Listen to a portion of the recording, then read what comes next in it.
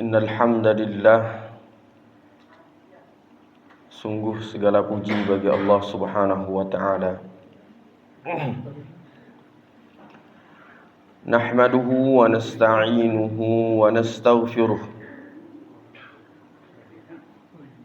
Kami mengagungkan-Mu ya Allah, dan kami memohon pertolongan kepada-Mu ya Allah, serta kami memohon ampun kepada-Mu ya Allah. Wa na'udzu billahi min syururi anfusina wa min sayyiati a'malina. Kami berlindung kepada-Mu ya Allah dari buruknya jiwa-jiwa kami, dan kami berlindung kepada-Mu ya Allah dari rusaknya amalan-amalan kami. May yahdihillahu fala mudhillalah wa may yudlil fala hadiyalah. Sesiapapun yang Engkau berikan hidayah ya Allah, maka tidak ada satu makhluk pun, baik kami sebagai manusia maupun makhluk-Mu yang lain di dimensi yang lain, yaitu jin, yang mampu menyesatkan. Wa may yudlil fala hadiyalah,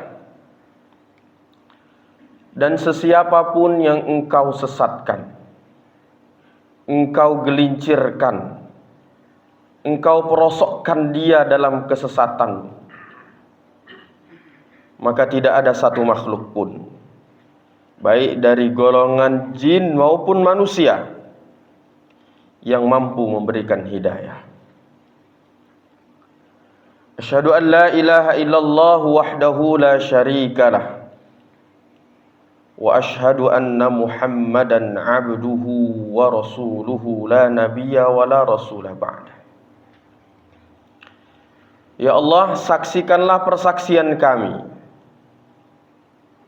bahwa kami mengikrarkan diri, lisan kami, hati kami, seluruh jawarih kami, seluruh anggota tubuh kami peruntukkan, kami ikrarkan untuk betul-betul mengesakan-Mu ya Allah, mentauhidkan-Mu ya Allah. Dan kami juga ya Allah mengikrarkan lisan kami, hati kami, seluruh amal jawarih kami, bahwa Muhammad adalah utusan-Mu dan hamba-Mu. Qala Allah Ta'ala fi kitabihil karim ba'da a'udzu billahi minasy syaithanir rajim. Ya ayyuhan nasu qad ja'atkum mau'izatun min rabbikum wa shifaa'un lima fis sudur wa hudaw wa rahmatul lil mu'minin. Allah berfirman, wahai manusia, telah datang kepada kalian sebuah nasihat, sebuah arahan, sebuah petunjuk dari Rabb-Mu, yang mana petunjuk ini memberikan ketenangan dari penyakit-penyakit jiwa, memberikan kekuatan dari kecemasan dan kegundahan dalam diri kalian. Dan dia adalah sebaik-baik petunjuk bagi orang yang beriman. Allahumma salli wa sallim ala sayyidina Muhammad wa ala ali sayyidina Muhammad. Ya Allah, kami bersolawat kepada Nabi-Mu, dan kami menyampaikan taslim, salam keselamatan kepada Nabi-Mu,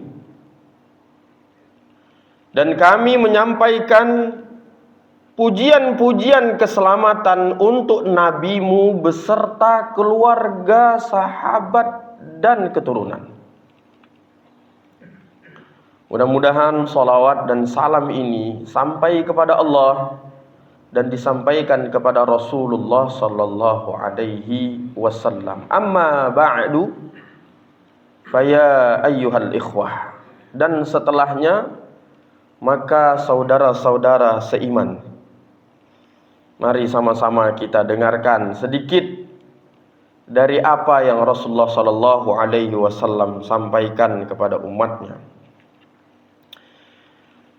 Itu muqaddimah. Kalau kita sering dalam permulaan muqaddimah itu permulaan, membaca innal hamdalillah yang kita baca tadi, itu adalah muqaddimah Rasulullah sallallahu alaihi wasallam ketika menyampaikan khutbatul wada'. Khutbatul wada' apa artinya? Khutbah perpisahan. Khutbah perpisahan. Kapan ini terjadi? Pada hajinya Rasulullah sallallahu alaihi wasallam. Khutbah ini sangat sakral dan legendaris sekali. Karena Rasulullah sallallahu alaihi wasallam berkhutbah di saat hajinya Rasulullah sallallahu alaihi wasallam yang hanya satu kali hajinya. Dan Rasulullah sallallahu alaihi wasallam berkhutbah di saat beberapa tahun setelah Fathul Makkah, dibukanya kota Makkah Al-Mukarramah, yang menandakan bahwa Islam sudah kokoh di buminya Allah Subhanahu wa taala. Isinya memuji Allah, meminta tolong kepada Allah, meminta ampun kepada Allah, nahmaduhu wa nasta'inuhu wa nastaghfir, dan memohon pertolongan kepada Allah Subhanahu wa taala dari rusaknya niat, rusaknya hati, rusaknya jiwa, rusaknya keyakinan.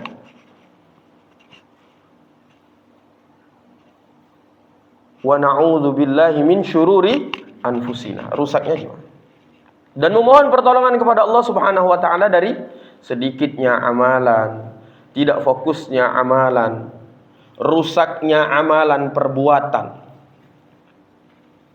Dan memohon kepada Allah Subhanahu wa taala agar diberikan hidayah, karena tidak ada satu makhluk pun yang mampu memberikan hidayah, baik dari golongan makhluknya manusia maupun jin, enggak ada satu. Jadi, kalau ada yang berkeyakinan bahwa jin mampu memberikan petunjuk, memberikan arahan dan lain sebagainya, itu sudah jelas jauh dari tauhidnya Allah Subhanahu wa taala. Dan memohon kepada Allah agar jangan sampai disesatkan. Karena kalau sudah disesatkan oleh Allah, sudah digelincirkan oleh Allah, tidak ada satupun makhluk yang mampu memberikan pertolongan. Baik, jamaah salat subuh yang dimuliakan oleh Allah Subhanahu wa taala. Apa kabar semuanya? Sehat semua ya? Insyaallah. Saya lihat memang di masjid ini para senior semua ya, Pak. Ya. Mungkin ada satu masjid lagi ya. Kalau ini namanya Al-Huda ya. Mungkin satu masjid lagi namanya An-Nur. Isinya pemuda-pemuda gitu ya, Pak. Enggak, di sini masih gagah semua insyaallah ya. Allah Subhanahu wa taala mengatakan, Allahul ladzi khalaqakum min dha'fin thumma ja'ala min ba'di dha'fin quwwah thumma ja'ala min ba'di quwwatin dha'fa wa syaibah. Jadi manusia itu terbagi menjadi 3 fase kehidupan. Fase lemah, fase kuat, fase lemah lagi. Kapan fase lemah yang pertama? Ya, fase lemah yang pertama itu mulai dari kita di rahim ibunda kita sampai akil baligh. Itu fase lemah. Fase kuat kapan? Dari akil balik sampai syaibah. Apa syaibah itu? Tumbuh uban satu persatu. Tumbuh uban satu persatu. Kalau di sini belum ada yang beruban ya? Baru tumbuh, Ustaz. Baru apa? Baru tumbuh. Ini masa kuat. Dan terbukti subuh masih berjamaah semua, Masya Allah. Ya, hampir 3 shaf kita ya. Betul ya Ustaz ya? Hampir 3 shaf. Ya, ditambah ibu-ibu yang belakang. Tadi senang sekali ya, habis sholat langsung rame. Itu tanda bahagia. Tanda bahagia mengingat Allah Subhanahu wa ta'ala. Kemudian yang terakhir masa lemah kapan? Mulai dari tumbuh uban satu persatu sampai dipanggil Allah Subhanahu wa ta'ala. Baik. Kita akan sedikit membahas tentang doa. Doa ini banyak sekali dihafal dan insya Allah kita umumnya mengamalkan doa ini. Tapi saya ingin menyoroti dari segi historinya, dari segi asbabul wurudnya, sebab-sebab dia diturunkan, sebab-sebab dia disabdakan oleh Rasulullah sallallahu alaihi wasallam. Dan hadis ini sangat struktural sekali, sangat kompleks sekali, dan sangat solutif sekali. Dan hadis ini sangat tepat dan cocok untuk kita yang hidup di akhir zaman, yang umumnya masyarakatnya masyarakat yang FOMO. Apa FOMO itu? FOMO itu apa FOMO? FOMO ini salah satu DNA yang dimiliki oleh generasi akhir zaman. FOMO itu artinya suka ikut-ikutan. Suka apa? Suka ikut-ikutan. Suka yang hal instan. Karena suka ikut-ikutan dan instan, akhirnya mendatangkan kecemasan dalam dirinya. Satu ketika Rasulullah Shallallahu Alaihi Wasallam, kalau bisa ini insya Allah doanya sering dibaca, tapi nanti semua kalau bisa dihafalkan doanya. Satu ketika Rasulullah Shallallahu Alaihi Wasallam masuk ke dalam masjidnya beliau. Boleh dicek ya, hadis ini ada di Imam Al-Bukhari, kitab Imam Al-Bukhari, Sahih Al-Bukhari nomor 6369. Ada di Sahih Muslim nomor 2709. Ada di Sunan Abu Daud nomor 1541. Ada di Sunan At-Tirmidzi nomor 5493. Ini dalam kitab hadis. Ya, boleh dicek. Tinggal buka handphonenya dicek. Betul nggak hadisnya dan nomornya itu. Saya ulangi sekali lagi. Sahih Bukhari nomor 6369. Sahih Muslim 2706. Sunan Abu Daud nomor 1541. Sunan At-Tirmidzi nomor 5493. Ya. Satu ketika Rasulullah sallallahu alaihi wasallam masuk ke dalam masjidnya. Kemudian melihat seorang lelaki sedang duduk termenung dalam keadaan sedih. Ada yang duduk termenung pagi ini? Enggak ya, fokus ya. Kalau duduk termenung pagi ini di dalam masjid berarti masuk hadis ini. Masuk hadis ini. Kemudian Rasulullah sallallahu alaihi wasallam melihat, oh, seorang laki-laki, ternyata sahabatnya. Siapa namanya? Nama sahabatnya adalah Abu Umamah Al-Ansari. Siapa namanya? Abu Umamah. Kalau sudah pakai Abu itu namanya kunyah. Itu namanya apa? Kunyah. Berarti Abu itu bapak, Umamah berarti bapaknya Umamah. Al-Ansari Al-Ansari berarti bermakna dari golongan Ansor. Nah, bukan Ahmad Ulil Absar ya. Al-Ansari. Al-Ansari. Kalau Ansor berarti mereka penduduk mana? Penduduk Madinah. Kalau Muhajirin berarti penduduk Makkah. Abu Umamah Al-Ansari duduk termenung di dalam masjid. Kata Rasulullah, mendekati dengan tenang dan bijaksananya sebagai seorang sahabat. Kata Rasulullah, "Mali araka." Coba ikuti hadis saya. Mali. Yuk ikuti. Mali araka jalisan fil masjidi fi ghairi waqti salati.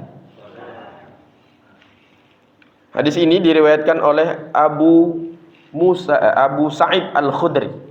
Abu Sa'id Al-Khudri. Tadi di kitab Bukhari, Muslim, Sunan Abu Dawud dan Tirmidzi.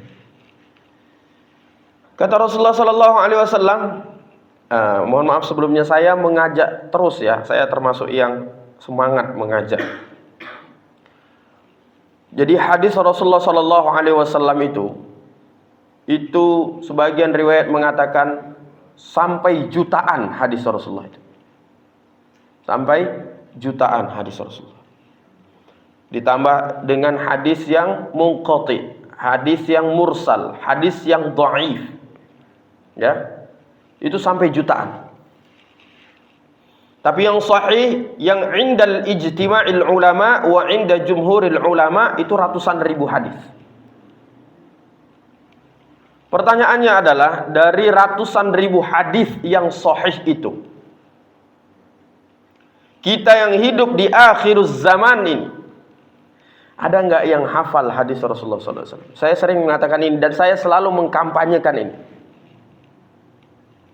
Dari ratusan ribu hadis Nabi, ada nggak yang kita hafal, yang kita faham, yang kita dalami, yang kita jadikan pegangan? Tolong, ini menjadi refleksi, menjadi muhasabah bagi kita. Refleksi diri. Ada nggak? Tolong ditanyakan dengan diri kita masing-masing. Ada nggak hadis Nabi yang kita hafal? Karena ini berkaitan tentang posisi kita nanti di hadapan Allah dan Rasulullah.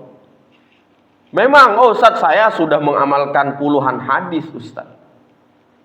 Tapi ada nggak yang kita hafal, yang betul-betul kita pahami, riwayatnya siapa, dari siapa, di kitab apa, asbabul wurudnya apa?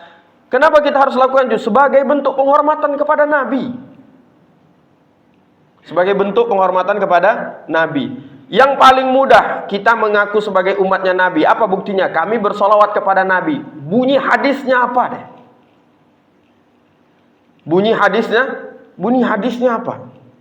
Siapa yang meriwayatkan? Ada dalam kitab apa? Saya semangat sekali untuk mengajak ini. Karena ini berkaitan dengan posisi kita nanti di hadapan Allah dan Rasulullah.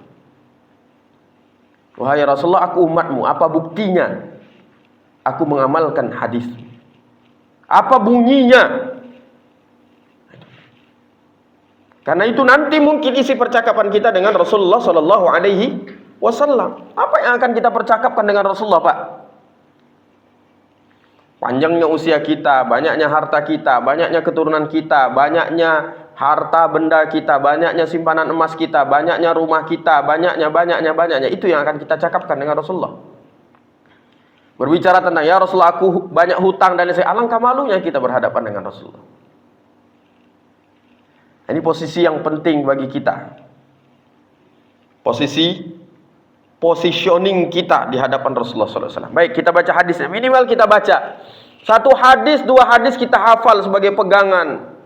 Itu menambah kepercayaan diri kita di hadapan Rasulullah SAW kelak. Dan menambah kepercayaan diri kita ketika kita melakukan amalan itu sendiri. Paling tidak ibadah-ibadah kita keseharian itu kita tahu asasnya apa. Rabbil fil, kita baca apa dalam duduk di antara 2 sujud? Ada yang baca apa? Rabbil filli, ada yang baca Allahumma ighfirli, ada yang baca subhanakallahumma, ada yang baca. Itu semua ada riwayatnya. Dan itu semua ada maknanya. Rabbi ighfirli warhamni wajburni warfa'ni warzuqni wahdini wa'afini wa'fu'ani. Ada riwayatnya. Minimal itu. Sehingga apa? Ketika kita membaca itu dalam salat kita, ada chemistry di dalamnya. Ada kekuatan di dalamnya, ada zukh di dalamnya. Baik, kita baca hadisnya. Mali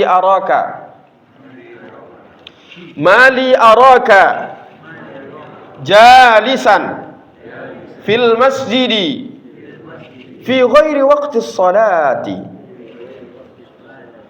Wahai Abu Umamah Al-Ansari, kenapa aku melihatmu duduk di dalam masjid termenung, sedang waktu sholat masih lama, kata Rasulullah. Kalau bahasa kita, Abu Umamah, kenapa kamu kok duduk sendirian di masjid menunggu waktu sholat kah? Padahal waktu sholat masih lama. Masih lama. Rasulullah tahu ini pasti ada masalah. Rasulullah tahu ini pasti ada masalah. Tapi hebatnya para sahabat, kalau ada masalah lari ke masjid. Kalau ada masalah lari ke mana? Lari ke masjid. Ini istifadahnya. Pelajarannya salah satunya yang bisa kita ambil. Sholat dulu pasti Abu Umamah ini, berdoa dulu pasti Abu Umamah ini. Tapi kebetulan ketemu Rasulullah. Maka apa yang terjadi dengan sahabat? Abu Umamah Al-Ansari menjawab dengan suara yang bergetar, di riwayat dikatakan. Coba lanjutkan hadisnya. Humumun. Panjang dia. Humumun. Lazimatni waduyunun ya Rasulullah. Abu Muhammad Al-Ansari menjawab, Pak, humumun lazimatni waduyunun ya Rasulullah.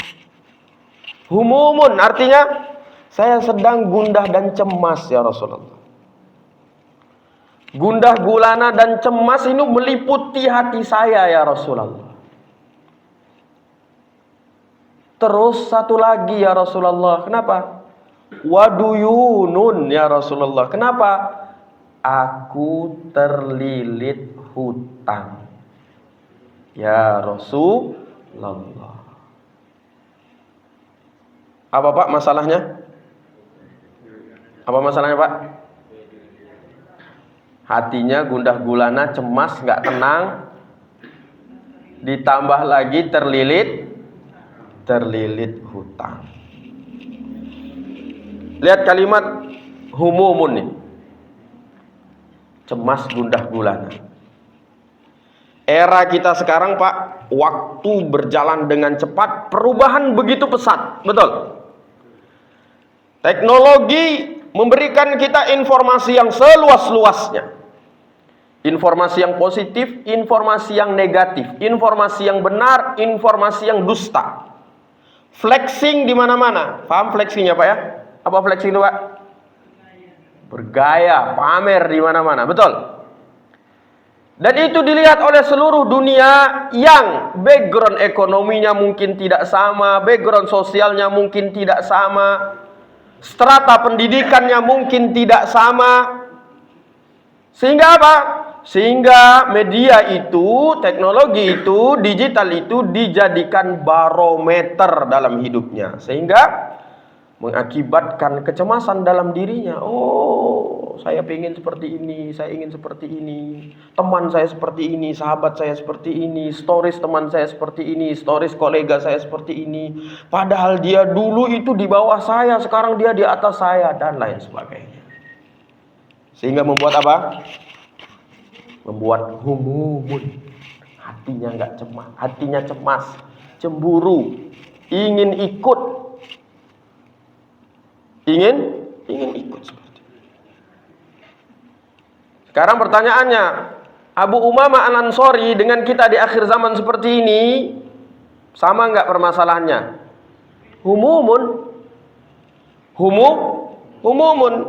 Cemas jiwanya, tidak tenang hatinya. Banyak kita di akhir zaman yang seperti ini. Banyak sekali. Dan ini menimpa seluruh elemen manusia, seluruh tingkatan usia manusia. Jangan dikira loh Pak, yang senior-senior nih bisa juga kena.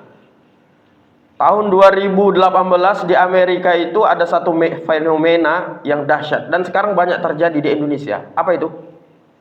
Grey divorce. Ada yang pernah dengar istilah ini? Grey divorce. Apa itu, Ustaz? Ada yang pernah dengar istilah ini? Apa artinya, Bu?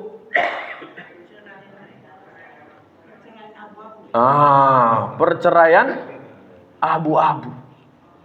Maksudnya apa perceraian abu-abu, Bu? Maksudnya apa, Bu? Rambutnya sudah abu-abu. Rambutnya sudah abu-abu.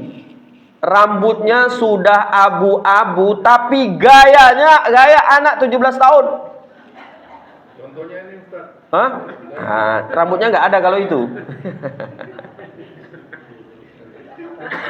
Oh, kacamatanya. Oke lah kacamatanya. Banyak para masyayikh yang pakai kacamata hitam. Grey divorce. Itu 2017-2018 terjadi di Amerika. Sekarang sedang marak di Indonesia. Kenapa? Usia 60 tahun, 50 tahun, 55 tahun, 70 tahun main Facebook. Main apa? Main Facebook. Oh, ketemu kolega saya dulu, teman SD, teman SMP, teman SMA. Grey divorce. Perceraian abu-abu. Bukan proses perceraiannya yang abu-abu, tapi warna rambutnya yang sudah abu-abu masih juga apa? Masih juga apa? Seperti keladi, apa? Ini permasalahan umat sehingga apa? Jiwanya humumun lazimatsni. Permasalahan jiwanya disebabkan akhiruz zaman, digital yang sangat cepat melesat. Waduyunun ya Rasulullah, duyunun hutang. Banyak orang yang salah jalan, banyak orang yang betul-betul dari awal dia pada jalan. Ini tadi doanya Rasulullah kan minta pertolongan. Mayyahdihillahu fala mudhillalah wa may yudlil fala hadiyalah. Siapa yang Allah berikan hidayah, nggak ada satupun yang bisa menyesatkan. Tapi walaupun usianya sudah senior, kehidupannya sudah dia jalani lama di dunia ini, kalau Allah sesatkan, nggak ada yang bisa memberikan hidayah. Masalah finansial ini kadang-kadang bukan keinginan kita sebagai manusia, tapi lihat di WA, di telepon, di media sosial dikirimkan link-link apa? Link-link judol, link-link pinjol. Kemarin kita baru menyelesaikan sebuah problem. Ya. Ini bisa kena kepada siapapun. Lama di pondok pesantren. Lama menjadi guru kita, lama menjadi ustadz kita. Akhirnya ingin resign. Kenapa? Malu menjawabnya, terlilit judi online. Wal'iyadzu billah. Mungkin bapak-bapak yang di sini, sahabat-sahabat sekalian jamaah salat subuh aman, lihat cucu-cucunya. Lihat menantu-menantunya, anak-anaknya, harus diingatkan tentang ketakwaan kepada Allah Subhanahu wa taala. 14 abad yang lalu permasalahannya sama, cuman bentuknya berbeda. Maka kalau Rasulullah SAW sudah bersabda, jelas itu solusi. Jelas itu apa? Jelas itu solusi. Masih ada lanjutan hadisnya. Kata Abu Umamah Al-Ansari, saya sedang gundah gulana, cemas sekali Rasulullah. Ditambah lagi saya ini sedang terlilit hutang ya Rasulullah. Lalu apa kata Rasulullah SAW? Kita baca hadisnya. Rasulullah SAW mengatakan, Ala u'adlimuka. Yuk, yang baca hadis ini mudah-mudahan nanti ketemu Rasulullah SAW betul-betul menjadi umatnya yang spesial. Kalau kita masuk ke bank itu ya Pak ya, ada nasabah apa Pak? Ada nasabah prioritas. Ya Bu ya. Kalau nggak nasabah prioritas apa yang terjadi? Ambil nomor antrian. Kalau nasabah prioritas, kata security-nya, Pak, silakan naik ke lantai 2. Silakan naik apa? Ke lantai 2. Apa yang terjadi di lantai 2? Duduk di sofa, AC yang dingin, teh, kopi sudah siap, dijamu dengan demikian rupa. Ditanya, apa yang bisa kami bantu, Pak? Kalau nggak nasabah prioritas, ngantri lah. Tapi ada syaratnya kan nasabah prioritas, minimal apa? Tabungannya minimal 1 miliar ke atas. Kita nggak perlulah mungkin ya kita berdoa mungkin anak cucunya ada yang nasabah prioritas di bank-bank yang syariah. Tapi nanti di akhirat kita ingin menjadi umat prioritas, betul nggak? Betul nggak? Amin ya rabbal alamin. Lihat kata Rasulullah, dengan tenangnya. Biasanya kalau orang tenang itu karena sudah tahu, betul nggak? Kalau nggak tahu pasti nggak tenang. Apa yang terjadi? Ala u'allimuka, yuk. Mudah-mudahan yang baca hadis ini syukur-syukur hafal, betul-betul jadi umat prioritasnya Rasulullah. Hamzah, ainnya harus jelas. Yang pertama hamzah, ala, ayo. Yang kedua ain. Ya. Ala. Masih hamzah. U'allimuka. Hamzah, ain. Ala. Hamzah. U'allimuka. Yang ketiga ain. U'allimuka. Ala u'allimuka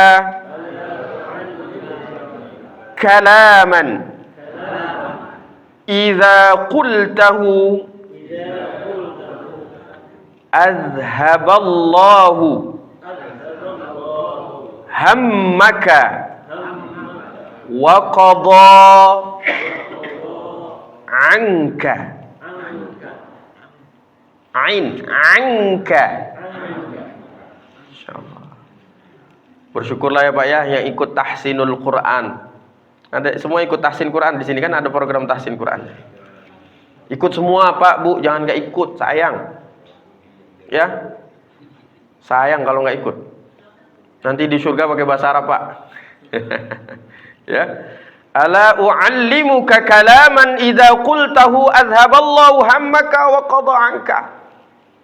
Kata Rasulullah, Abu Umamah Al-Ansari, mau enggak aku ajarkan kepadamu sebuah kalimat yang apabila engkau baca kalimat ini,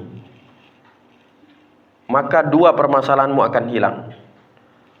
Allah usir dan hilangkan kegundahanmu, dan Allah akan selesaikan hutang-hutang. Percaya nggak Pak sama hadis Nabi?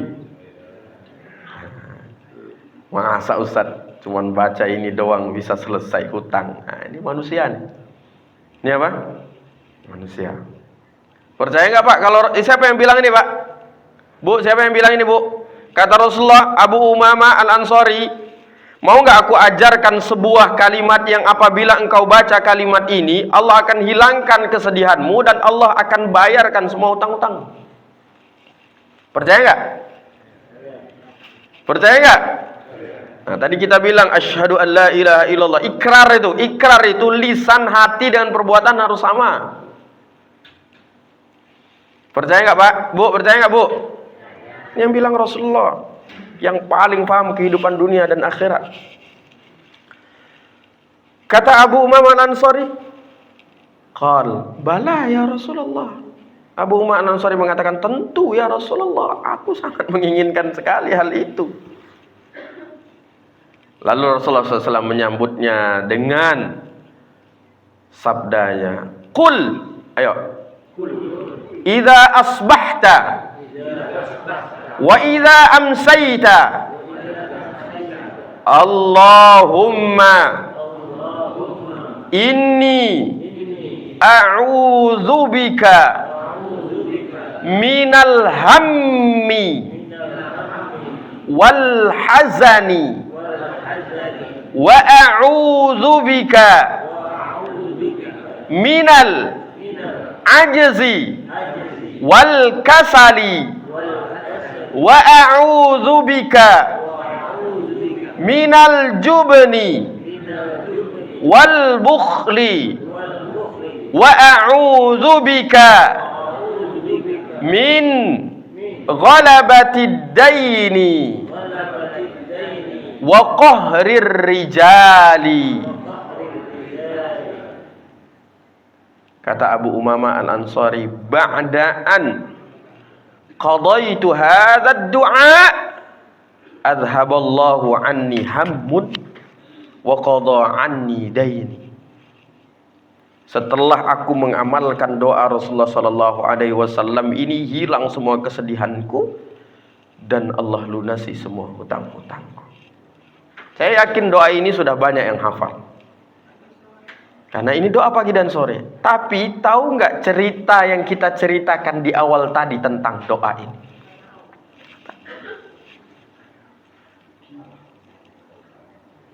Umumnya kita, itu yang saya katakan tadi bahwa minimal 1, 2, 3, 4, ya 10 hadis Rasulullah dari amalan ibadah kita tuh faham. Supaya apa? Supaya kita lebih semangat melakukan ibadah itu. Saya yakin setelah kita tahu tentang makna dari doa ini, saya yakin yang sudah hafal itu akan lebih semangat untuk menghafal. Yang belum hafal akan menghafal. Kata Rasulullah SAW, nih doanya. Katakan, baca doa ini di pagi harimu dan di petang harimu. Apa doanya? Allahumma inni a'udzubika minal hammi wal hazan. Tauhid dulu kepada Allah. Yakin dulu kepada Allah. Dengan apa? Dengan al-isti'adzah. Pak, Bu, kita dari kecil ini hafal kalimat ini. A'udzubillah ini.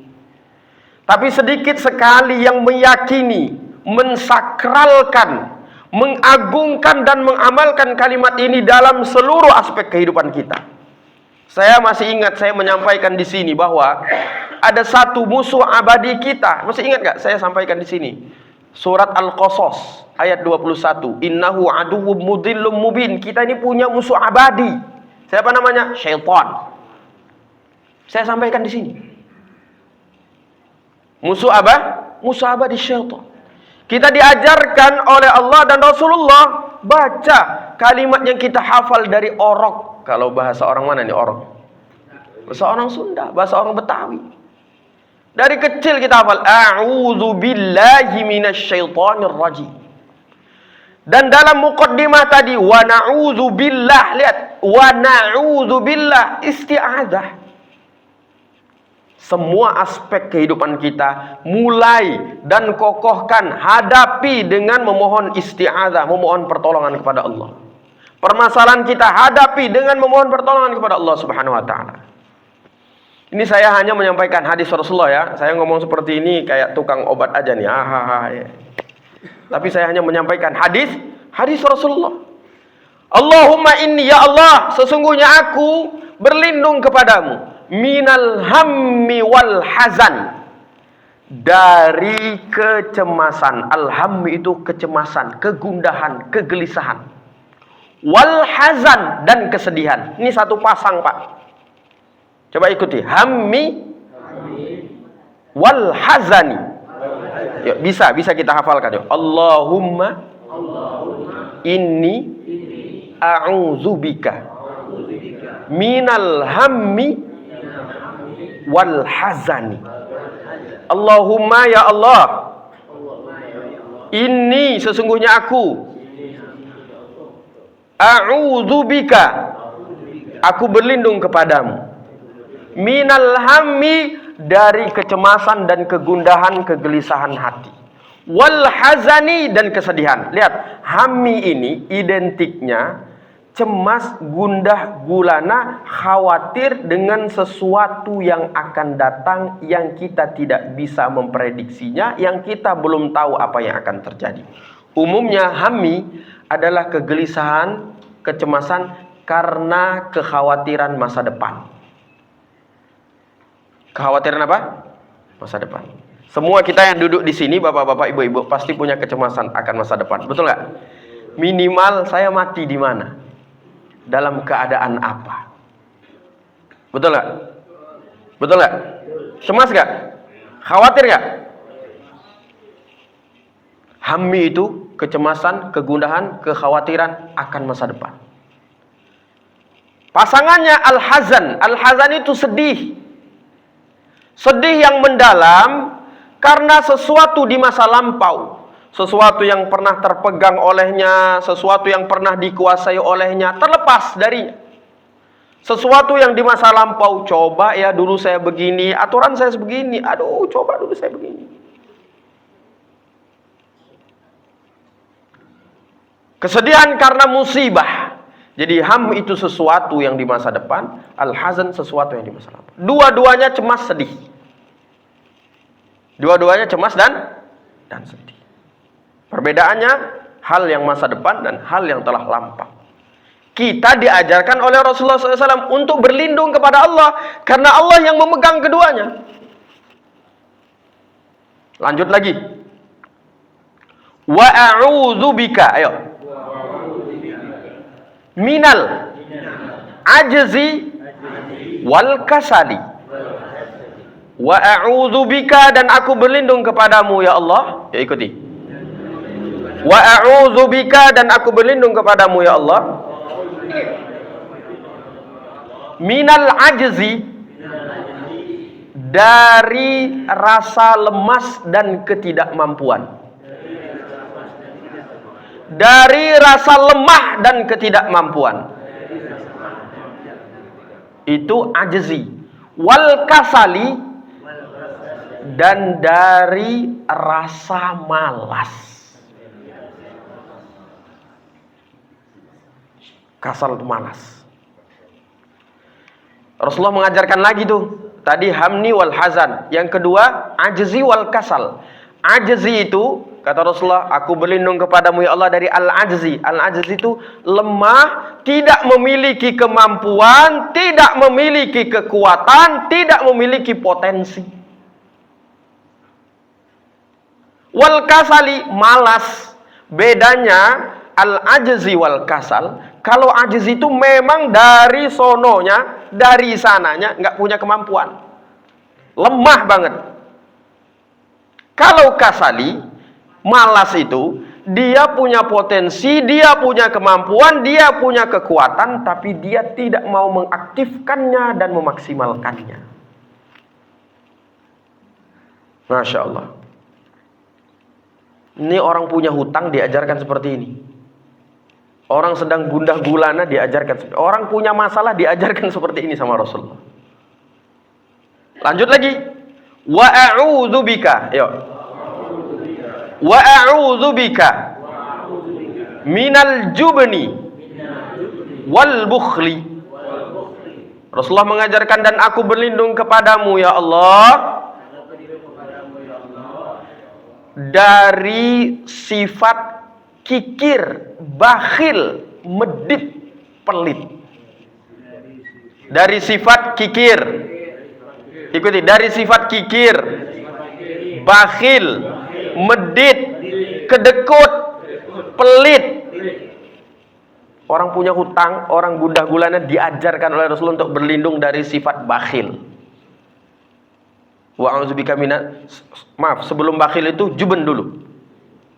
Juben, wa'udzubika minal juben. Juben itu sifat apa? Sifat pengecut. Sifat apa? Sifat pengecut. Pengecut untuk duduk berdiri di golongan orang-orang yang benar. Tidak berani mengatakan kebenaran, lisannya keluh, tidak berani mengatakan kebenaran. Tidak berani berada di golongan orang-orang yang betul-betul lurus. Orang punya hutang, hatinya sedang gundah gulana, diajarkan oleh Rasulullah SAW ini. Berlindung dari sifat pengecut. Mengatakan kebenaran, melakukan kebenaran, berada pada golongan yang benar. Takut. Wal bukhl, nah, sifat kedekut, pelit, apalagi tadi? Kikir, bakhil. Kikir, bakhil. Baru yang terakhir Rasulullah mengajarkan wa a'udzubika, yuk, min ghalabatid dain, dan aku berlindung kepadamu ya Allah dari lilitan hutang, wa qahrir rijal, dan penguasaan orang-orang yang zalim. Lihat Pak, Bu, luar biasa solutif sekali Rasulullah ya. Dan terstruktur sekali cara penyelesaiannya. Orang hatinya sedang gundah gulana, punya hutang.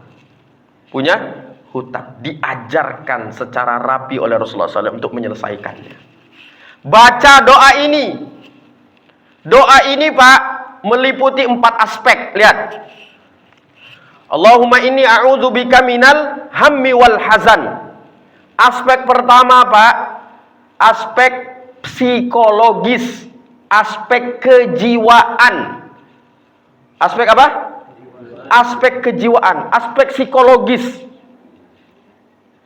Kata Rasulullah SAW, kalau mau selesai hutangmu, selesai segala urusanmu, bukan hanya utang, rapikan dulu jiwamu, rapikan dulu keimananmu, rapikan dulu akidahmu, ya, rapikan dulu keyakinanmu kepada Allah Subhanahu wa taala.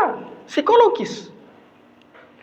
Kalau jiwanya rapi, jiwanya bersih, jiwanya tenang, jiwanya terpaut kepada Sang Pencipta, seluruh urusan itu selesai. Betul nggak Pak?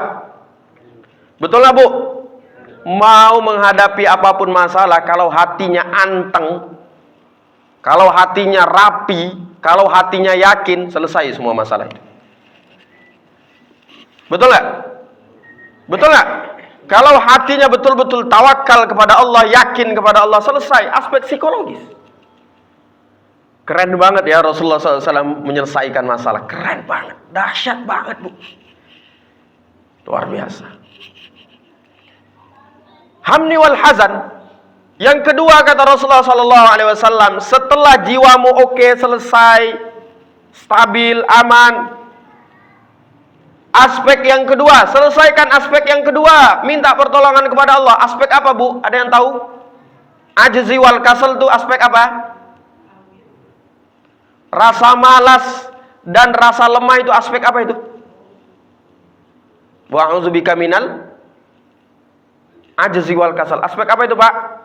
Aspek fisik.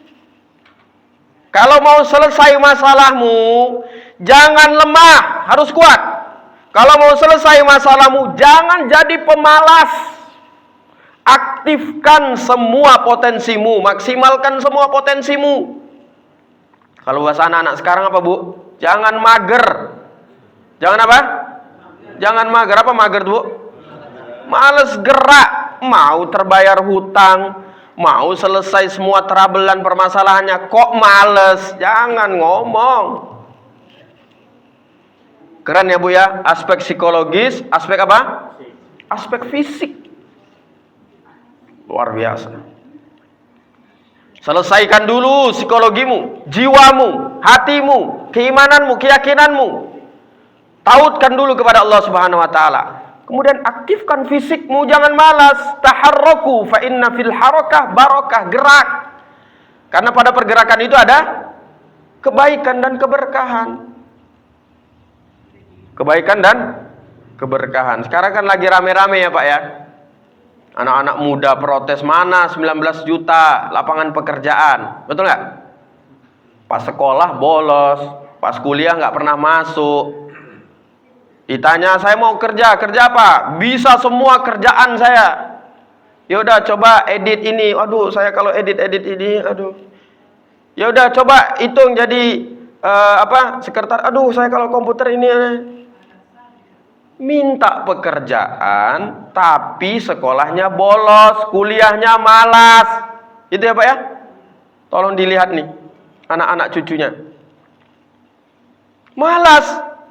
Isinya apa? Main game. Isinya apa? Rebahan. Isinya apa? Handphone. Isinya apa? Video porno. Isinya apa? Judi online.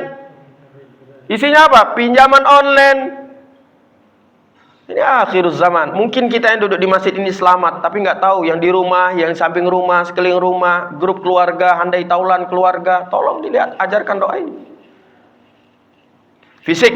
Yang ketiga, aspek yang ketiga, wa a'udzubika, dan aku berlindung kepadamu ya Allah. Nah, syuruk ya.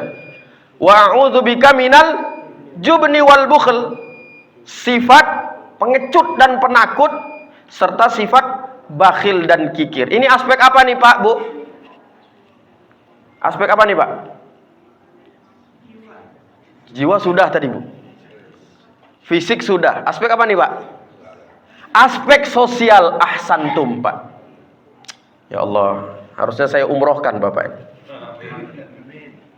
Aspek apa? Aspek sosial, penyakit kita ini. Apa? Pak, tahu nggak Pak, kenapa dalam surah Al-Mursalat itu 11 kali Allah mengatakan wailu yauma idzil lil mukadzibin. Celakalah orang-orang yang suka berdusta. Akar dari dusta. Ya, dusta ini merembet nanti ke korupsi, ketidakamanah dan lain sebagainya. Sebabnya apa, Pak? Dusta itu sebab awalnya apa? Karena takut. Karena apa? Takut ada pimpinan, belum selesai nih pekerjaan. Ditanya, "Gimana pekerjaan?" "Aman, Pak, selesai." Aman ketum, aman ketua, aman pimpinan, belum selesai. Takut dimarahi, dusta. Betul Pak? Betul Pak? Salah satu akar dusta itu adalah pengecut. Tidak berani mengatakan kebenaran. Tidak berani mengatakan yang sesungguhnya. Jubni, nah, pengecut, hati-hati. Wal bukhl itu apa? Tidak mau memenuhi haknya Allah, haknya manusia. Haknya sesama. Ini penyakit umat. Penyakit sosial.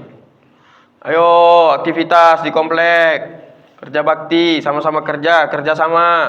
Ayo kegiatan di masjid, ayo kegiatan amal soleh, ayo. Udahlah yang lain aja. Kalau yang lain bisa, kenapa harus saya? Kalau orang lain bisa, kenapa harus saya? Padahal jelas kata Allah, orang yang tidak merugi adalah salah satunya orang yang menunaikan hak Allah dan hak manusia. Orang yang beramal soleh. Orang yang beramal soleh. Jadi ini aspek apa? Aspek sosial. Banyak Pak di zaman kita sekarang yang jiwanya rusak, yang fisiknya rusak, yang sosialnya rusak. Banyak? Banyak nggak Bu? Terjadi nggak di zaman kita sekarang? Terjadi. Terakhir.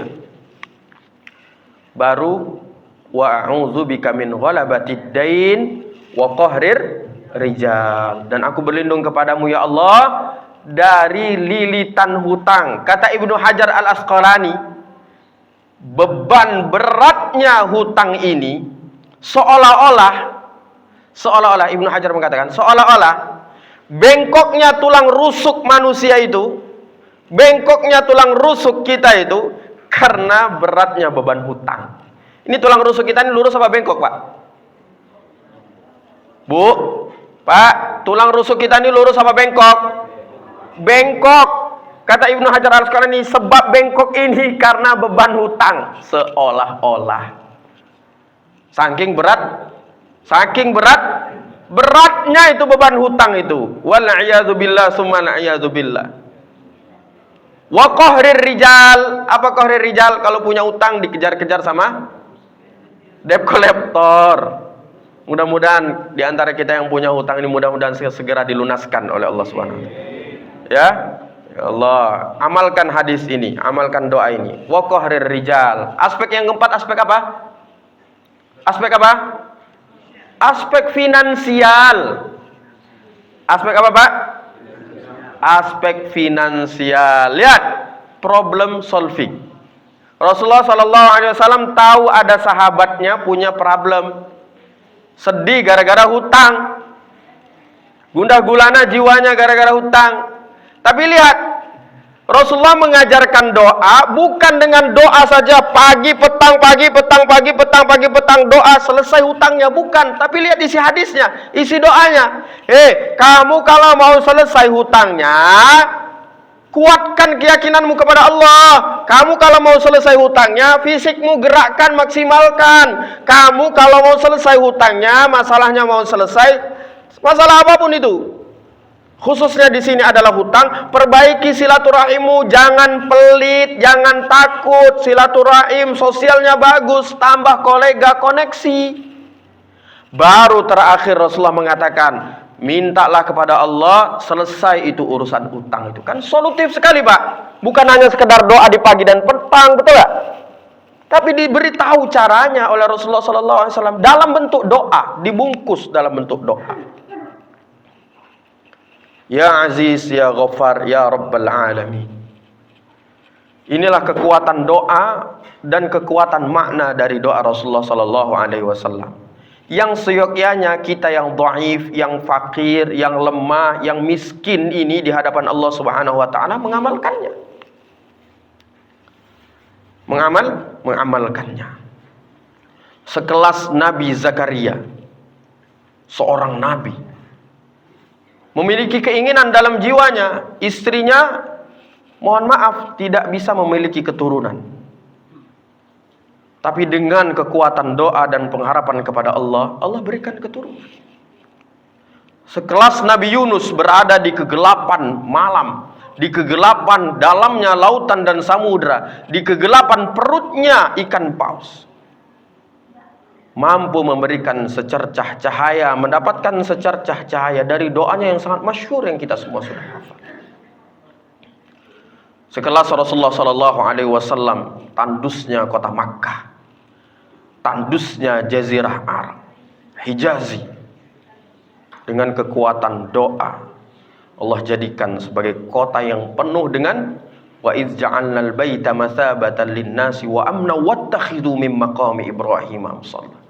Menjadi kota yang makmur, yang aman, yang penuh dengan kebaikan, yang penuh dengan keberkahan. Wallahu a'lam bishawab. Saya sangat meyakini bahwa doa ini solusi bagi kita yang ada di akhir zaman. Benar kita tidak bertemu dengan Rasulullah, tapi di akhir zaman ini kita mendapatkan doanya Rasulullah dengan semua kelengkapan penjelasan hadis Rasulullah SAW. Hafal semua hadisnya ya Pak ya? Hafal semua doanya ya? Yuk kita ulangi sekali.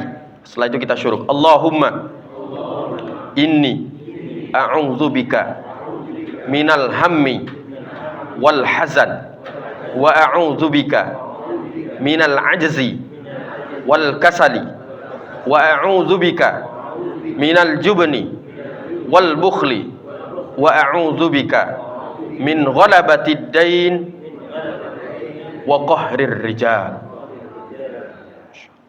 Wallahu a'lam bishawab. Mudah-mudahan bermanfaat untuk kita semua dan mampu kita amalkan, kita yakini, kita kuatkan jalannya kehidupan kita di dunia ini dengan petunjuk-petunjuk dan arahan-arahan Rasulullah SAW. Salah satunya doa ini.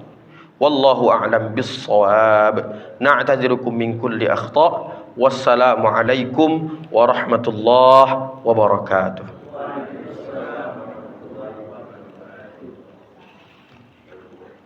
Qumu ila shalah.